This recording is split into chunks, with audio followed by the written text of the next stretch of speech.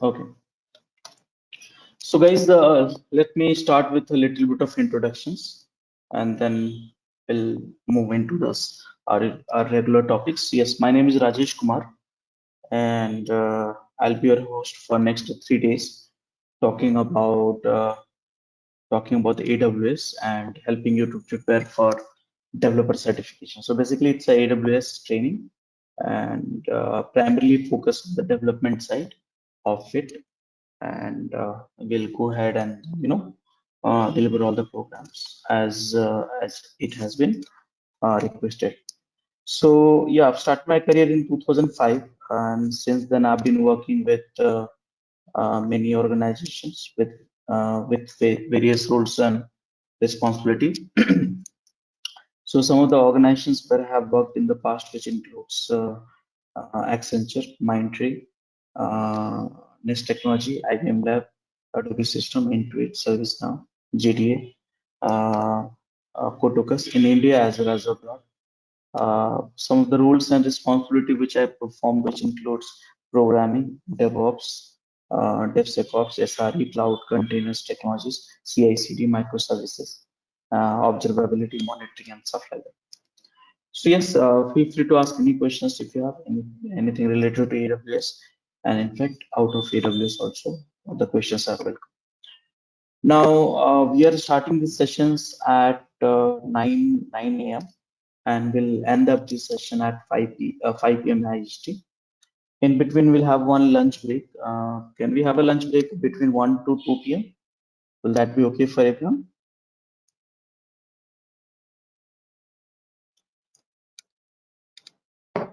Great. So we'll have a lunch break 1 to 2. In between, we get a two tea breaks also. This tea break we can utilize for the coffee, tea, restroom, and personal calls and stuff like that.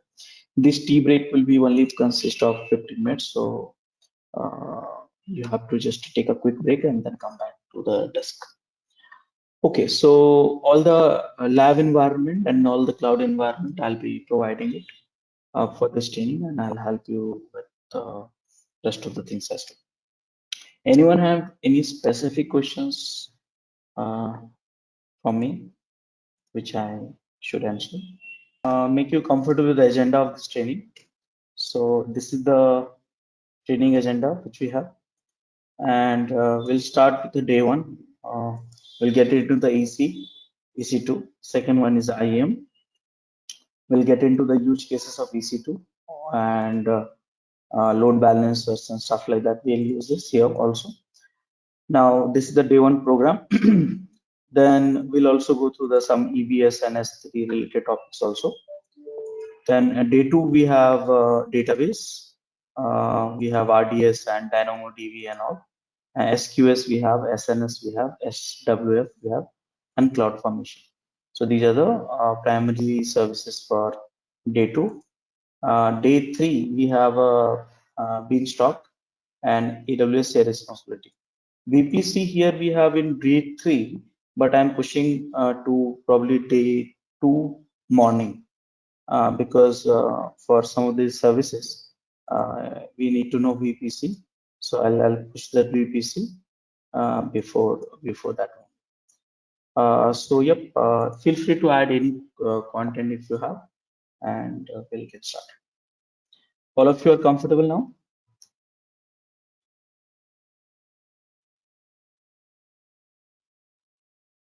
The PDF version of this has been already shared by Babu, I guess. Check your email. If you don't have, anyways, I'll share.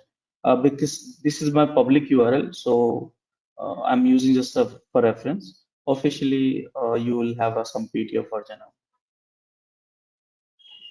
No problem.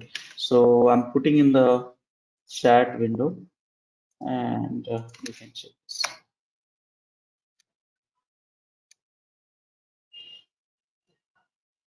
Okay.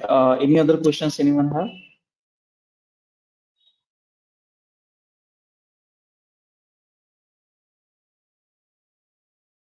Okay, so let's get started, guys.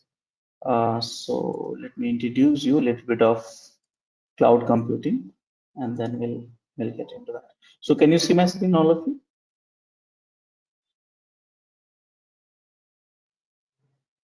Hello. Okay. So yes, in this session, I'm going to help you to understand the cloud computing, different models and different architecture. This is just for understanding purpose. It has no relationship with AWS and their certifications, but we should know. So what is a cloud computing? So simple. Uh, Using the cloud computing, you basically get the resources on demand. The what is the resources when you say resources means what? So resources means something like the servers, virtual machines. Let's say you have a laptop, right? That's the one compute unit. So same something similar. You want the different compute unit, but we want the cheaper options should be available. So for that we have a virtual machines which we want the storage for our requirement. We want the networking. We want different kind of services. And nowadays, cloud computing is a way to offer all of you these services. Okay. So yes, it's a kind of shared pool of configurable computing resources. Example, network, server, storage, application, and services. Okay, now who's empowering the cloud computing?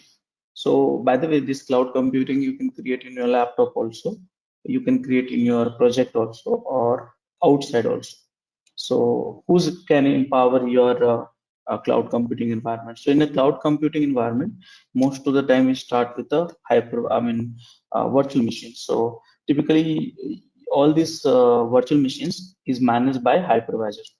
There are so many hypervisors are available in the whole world. Let's begin with VMware, the one which you can install in your desktop also, or VirtualBox, okay, Hyper-V, Zen, vSphere. So many hypervisors are there in the world, and using that you can create a virtual machines.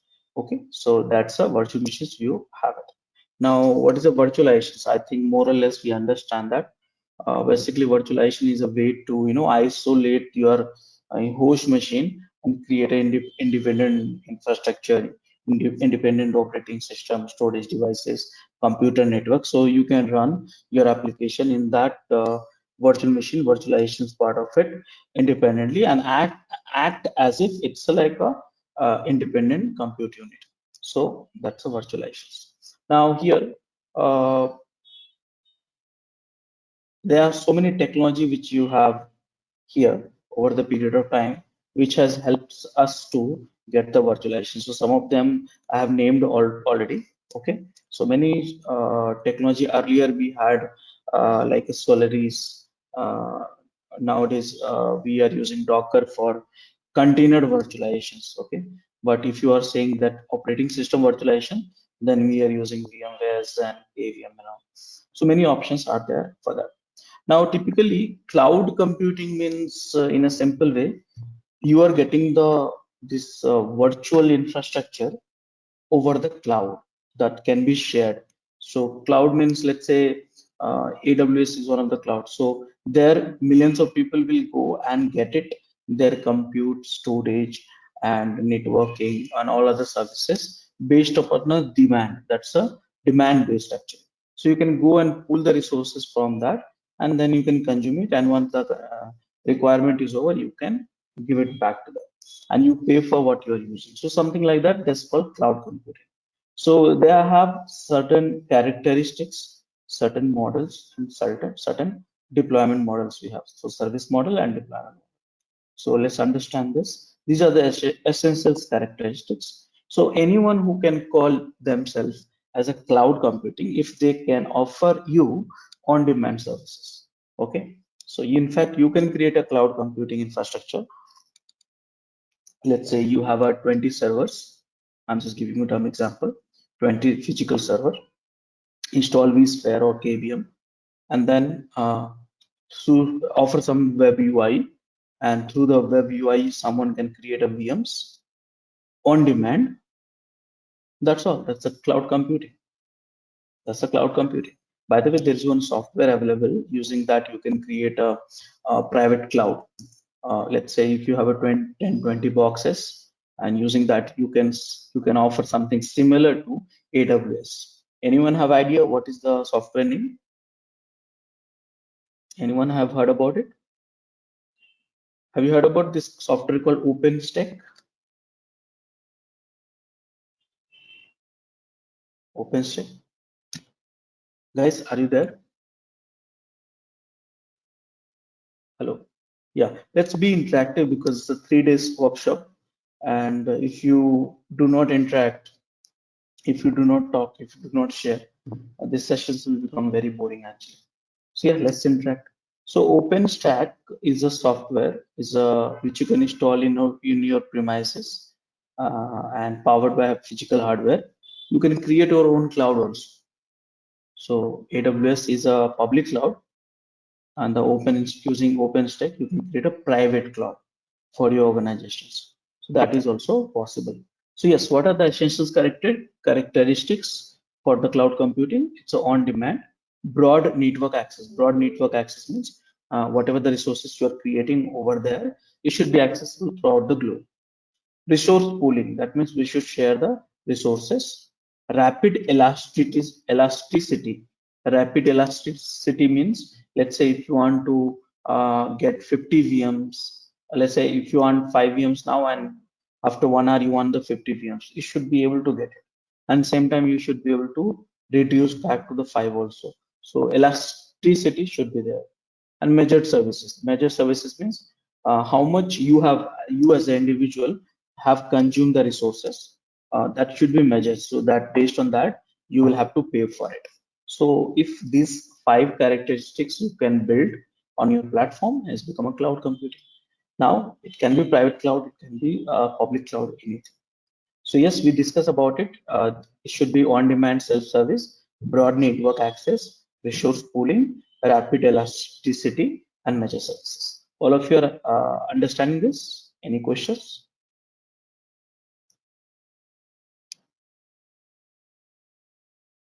Any questions? Okay, now these are the 3 models we have. Let me tell you, this is just for the knowledge purpose. Though nowadays, if you say there are more than 7, 8 models are there. Okay, so these are the 3 popular model which we have. IaaS means cloud. They offer IaaS, cloud services, cloud platform. They offer you platform as a service, or cloud services which they offer you software as a service. Okay, so if you think only AWS is a cloud, no. Actually, in fact, Google is a cloud. Microsoft is a cloud. In fact, you are using WhatsApp, it's a cloud. You are using, let's say, Facebook, it's a cloud. Everything is a cloud. So they are having different models. So don't say, okay, only AWS is a cloud or Google Cloud is a cloud. No, there's a different models, and there are different services out there.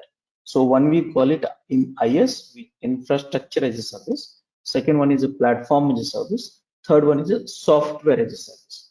Now there are few more models are available nowadays. Container as a service, uh, function as a service. Nowadays everything is coming as a service. If you say like that, DevOps is as a service, SRE is a service, CI/CD is a service. Many things are coming as a service. So it's like a model. Now these are the popular models. Now what is the difference between SaaS, PaaS, and IS? So here in IS you get only infrastructure. Let's say you ask me, Rajesh, I needed 10 VMs only, virtual machines, where I want to run your application. So that means if you're asking me only 10 physical servers, virtual servers like a certain compute, certain storage, and certain CPU, RAM, and all stuff like that. So that's called infrastructure. You are not asking me what to do inside that. If I give you that infrastructure, that's okay. So that's work is done. So the many cloud services, they offer you only infrastructure. Then second one is a platform as a service. So platform as a service means they own the infrastructure, and they own the runtime also, and on that you can run your application. For example, I'll tell you, let's say, um, let's say I'm providing you as a platform as a service. So what I will do, I will set up one physical infrastructure on top of that virtual infrastructure. On top of it, I will install the let's say database, which is MS SQL Server. I install the server. Now, what you can do, I will give you a one interface. Using that, you can create a database on my SQL server and then use that database. So here, MS SQL server is a runtime environment and which is based on the infrastructure. So I'm offering as a platform where you can get your database. So database is basically your app, the place where you store your information, but I am offering as a platform service. And software as a service, software as a service, you can say like you don't need to take care of anything. For example, Gmail. Do you really install the Gmail, or do you need really configure the Gmail? Nothing. Just log in and start using it. It's like this. These are the software as a service. So yeah, look at this here. This is a very good difference between infrastructure, platform, and a software. So in infrastructure, the virtualization, server, storage, and networking is managed by vendor. Vendor means cloud platform. Now you as a customer of a cloud platform, you will manage everything from there. You will decide operating system, you will decide middleware and runtime, you will decide what data and application you want to run in that server. Now in a platform as a service, you see that again, look at it, till up to the runtime is taken care of by the cloud service provider, and then only you take care of the data and applications. You run the data and application. Here we have a software as a service. Everything is being taken care by the cloud service provider, and you just consume the applications, and you don't have any control over them. Are you understanding, all of you? Yeah. So these are the three popular models, but nowadays it has come so many, like a function, container, and many other stuff also. Now, the question is, how do you deploy the cloud? Let's say you want to set up a cloud computing environment today. You decided, hey, I'm going to set up a cloud computing environment. So how do you deploy this? Then you have to have these models. You have to decide which model you want to opt for it. So I was talking about the private models, right? The private model means, let's say your organizations, they want to have a private cloud which should be accessible only by the employee. That's called private cloud. Private cloud means it should be only accessible by the certain people for the certain cause, not by everyone. That's called private cloud. So private cloud, you want to set it up. So that's one model which we have. Now there are many softwares are available for setting up the private cloud. One of the software which is very popular is vSphere from the VMware. All on top of that, if you want to get some other one, which is you can say OpenShift, the one which I was talking about. Okay. Now, last one is a public one. Public one means a cloud where which can be accessible by everyone.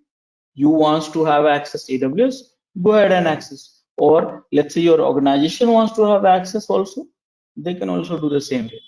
So anyone can go and access the uh, public cloud. That's one of the deployment model. Sometimes you have a hybrid. Hybrid means combination of private and public, and that become a hybrid. Now, some cloud model is for based on the community model. Community model. Let me put it up in this way. Do you know the GitHub Actions? Anyone? GitHub platform? Yeah. So you can consider GitHub as a community model actually, because this is shared for the certain cause. Many times what happens, IEMs, IITs and all, they set up the community models. Apache also has a community cloud. This CNCF also have a community cloud. So many they offer the community cloud. This cloud we primarily used for the open source development and some community work and all. So this is the deployment model. Primarily today in this sessions, we will be working with the public model, which is AWS. Now, these are the key dates in the history of cloud computing. Okay, so in 2002, AWS got introduced with EC2 services, then S3 again, and EC2 introduced in 2006. So basically, AWS got developed in 2002 for their own purpose. and then they introduced the EC2 for the public in 2006. Okay, and then Google App Engine got introduced in 2008 and 9, and after that, so many developments. Now, if you look at this popularity, this slide is little outdated, but you can understand that the popularity of the cloud, which is cloud. So in the today's era, there are only three vendors, which is a very popular actually. I'm still here we have AWS, which is a market leader. Second place is Azure. Third place is Google Cloud, and fourth place you may have some discussions on that, whether it's Alibaba, I mean Ali Cloud, uh, and then Oracle Cloud also we have, IBM Cloud also we have. So depends on that who's taking the fourth place. Okay, so we are so now because of cloud computing has come, you don't need to build the infrastructure and operate it. Just you focus on the application side, your product side, and you just consume it. It'll be very simple. So yeah, these are some of the benefits we have for the cloud, and more or less once you start using the cloud, you'll understand that. So yeah, it can reduce the infrastructure cost drastically. Reduce the infrastructure cost drastically means, say, let's say I needed 10 boxes. So if you are not having clouds, then you'll have to buy these 10 boxes, and you'll have to pay 24 by 7, 365 days in a year, right? But let's say if you have a cloud, so I just go ahead and buy those software, I mean, buy those virtual machines, use it for the time duration which I need it, and done. Work is done. Capacity and scaling. See, you can't upgrade your capacity overnight. Let's say I was running on 4 GB RAM. Suddenly I need 40 GB RAM. Do you think you can get it immediately if you have no cloud? No. AWS you can get it. 4 to 40 GB, 40 GB to again 1 GB. So this capacity you can get it. Scale means, let's say I need one today, one virtual machines, but tomorrow 10, day after 100, or again after that I need only 20. So scale up and scale down, that is possible through the cloud only. Refresh aging infrastructure. What is happening? The cloud computing providers, they will maintain the only the up-to-date hardwares. So you don't have to worry about old software, old hardware and all. You have to refresh it and stuff like that. Support new business opportunity. Let's say if you want to focus on the business, not an IT side, then cloud computing is one of the best. Business continuity and increased collaborations. So yeah, many benefits which we have in terms of cloud computing, and which we need to get. So guys, I just wanted to give you little bit of knowledge on the cloud computing, though a lot of discussions can happen on this, but that was only for the introduction part. All of you are understanding now? Any questions, any doubts?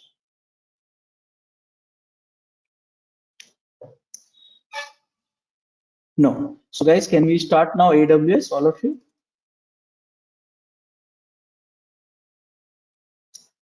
Yeah. So guys, before that AWS, we need to understand the uh, some terminologies also. Okay, so yeah, introduction of AWS. So I think you know this guy, everyone knows about it. So this was born in 2002, and in 2006, Jeff introduced to the whole world with the EC2. That's one of the history. And again, there's some more things which we have. I'll just ignore this. In terms of history, probably you don't want to know too much of history. Again, if some of you are interested, you can just go and read that history. This is an important one. Look at this here. So by looking at this here, you can understand how much reliable the AWS platforms are. So here, if you see that, since it got released, AWS itself have migrated all of their services on. I mean, AWS means Amazon itself have migrated all of their services on AWS. So look at this, 1995. Amazon.com launched its online bookstore on AWS. In 2005, uh, Amazon Publishing was launched on AWS. In 2006, Amazon Web Services got introduced for the public. In 2007, Kindle was launched. 2011, Fresh was launched. 2012, Game Studio, and many more. Actually, you see that Prime also running on the AWS.